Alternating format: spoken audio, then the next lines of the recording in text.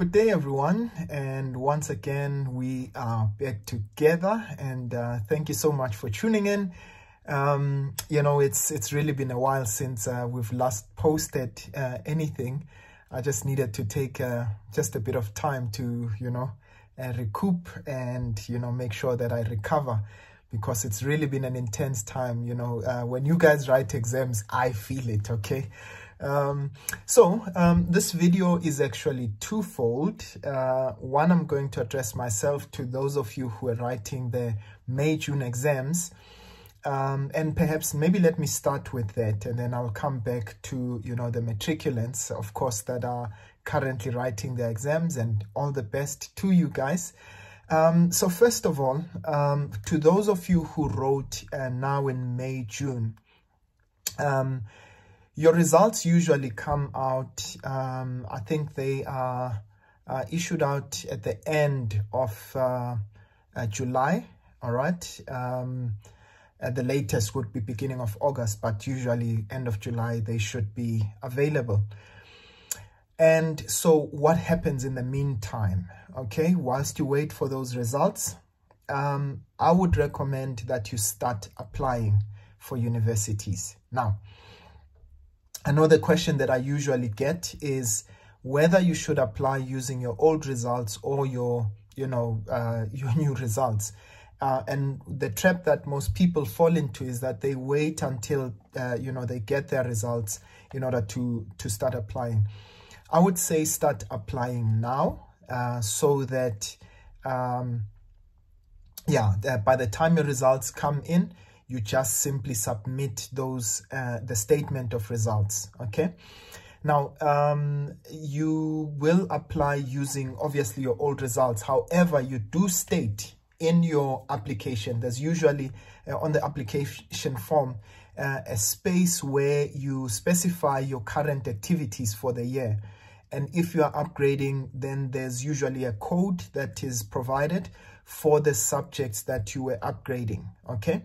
So in that case, that means that when you apply, they're going to acknowledge that you are still upgrading. And sometimes they do make a mistake of automatically rejecting your application.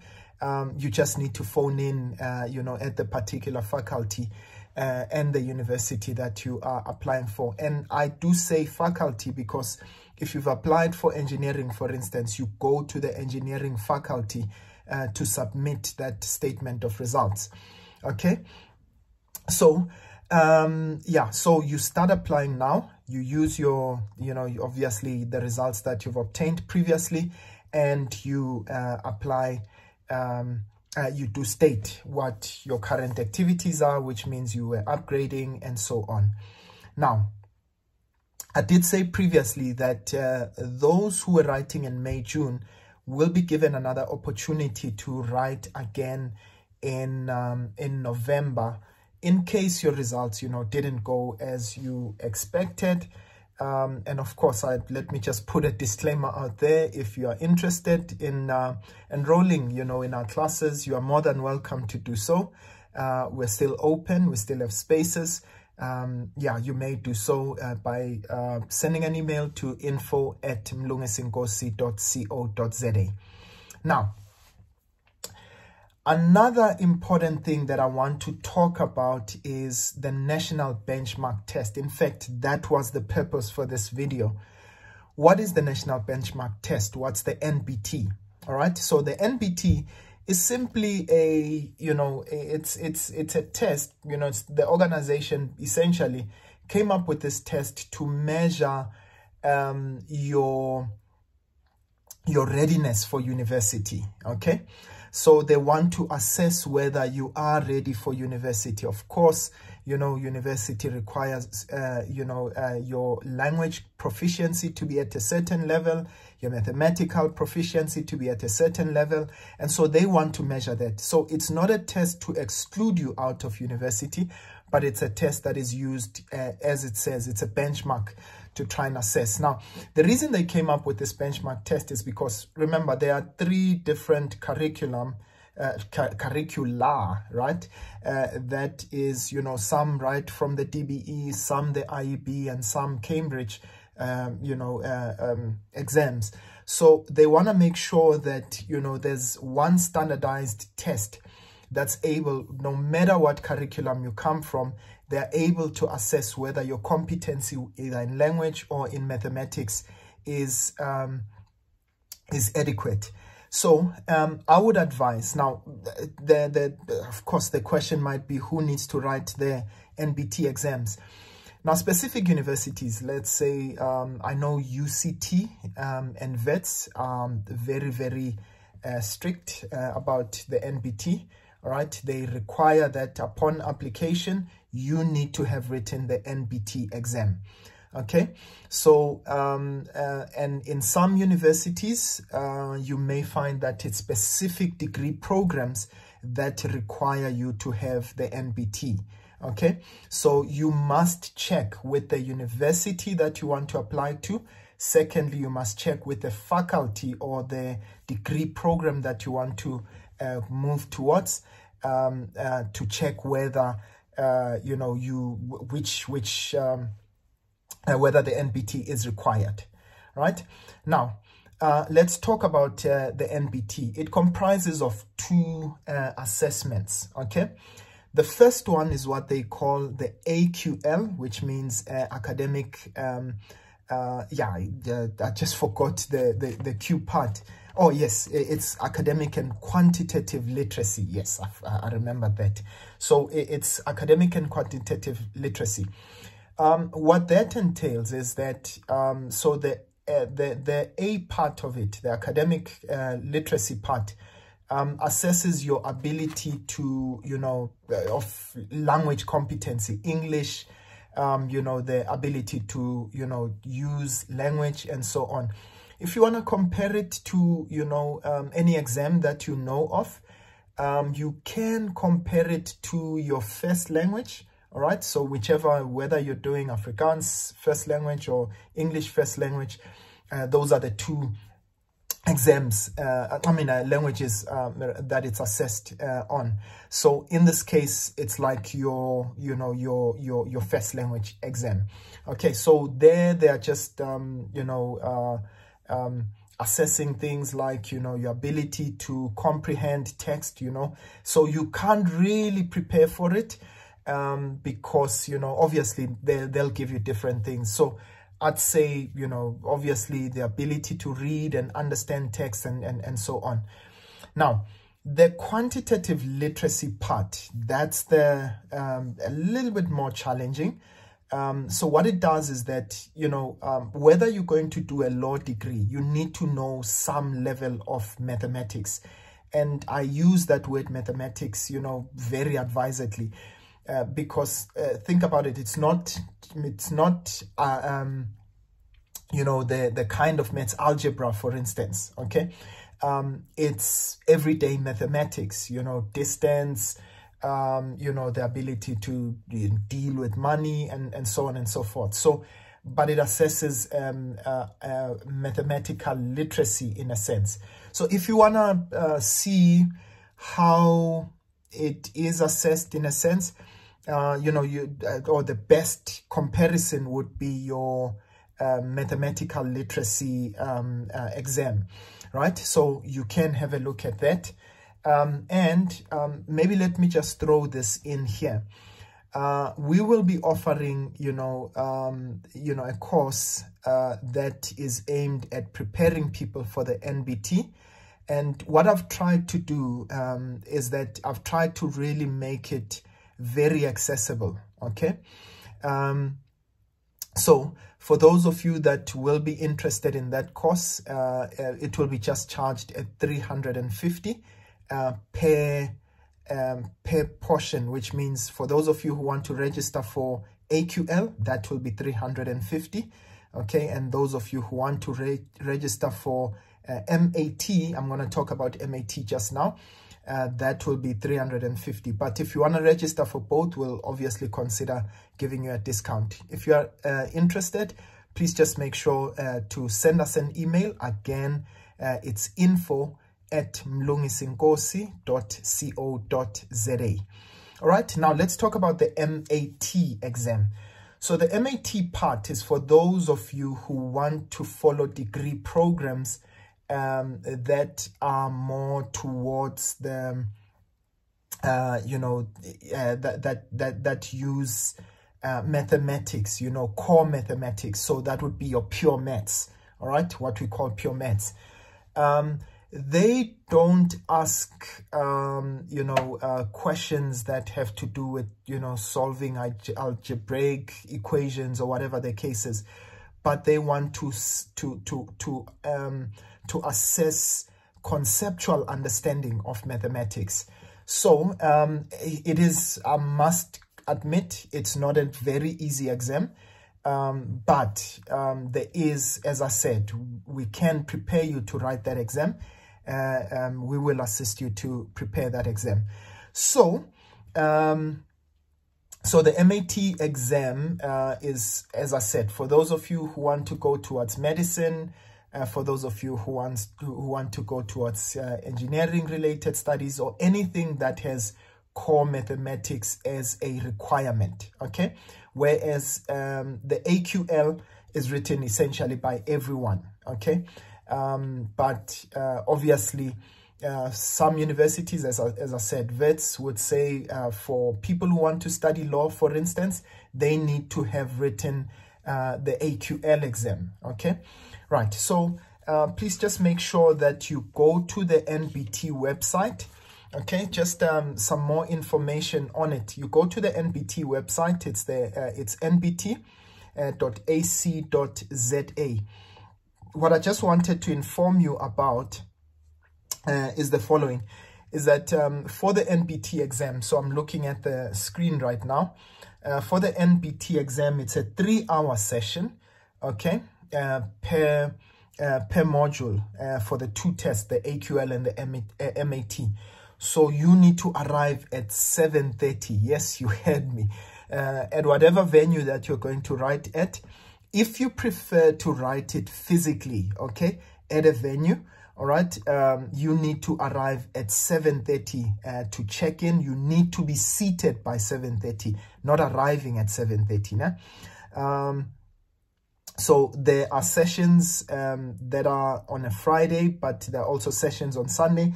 But most of the sessions, you'll see that they are on a Saturday, okay? And you must just make sure that as I said, you arrive as early as possible. I think just another very important thing, they say, there is a what they call the remarking fee. I just want to go to fees just now. To apply, it's 160 per test or per exam. All right, so it means for the AQL you're going to pay 160, okay, but also it means that for the MAT you are also going to pay another 160, okay. Now very important, okay, so for those of you who want to write it at a venue, there are 3 venues that are provided. There's Rhodes University, there's University of Johannesburg, and University of the Free State. And they say for those 3 universities, you need to have checked for COVID, okay? So you need to bring a valid PCR test. Okay, so you need to have made sure that you went and tested for COVID. For Rhodes University, they say it must be less than 72 hours. So it must, obviously, in this case, you must make sure that you have taken it for less than 72 hours. And then for University of Johannesburg and Free State, they want it to be at least 7 days, okay? So it must be before 7 days before you write the test, okay? However, ladies and gents, there's also the online option. And the online option, obviously you can go and register at for it, okay? Now, the thing about the online option is that you need to make sure that you write the simulation test. So the simulation, what it does is that it sort of prepares you for the actual test. And to do the simulation, you must do it actually on the Wednesday before, or actually the latest, you must do it on the Wednesday before the online test that you are, the official online test that you are going to write. On the 3rd of May, you can go onto the website and check nbt.ac.za. You'll see that they will provide you with sessions, you know, just to prepare you on how to go about writing that test. I think I made an error. I said the test is 160. It's actually 130. And then if you're writing both of them, it's 260, obviously 130 times 2.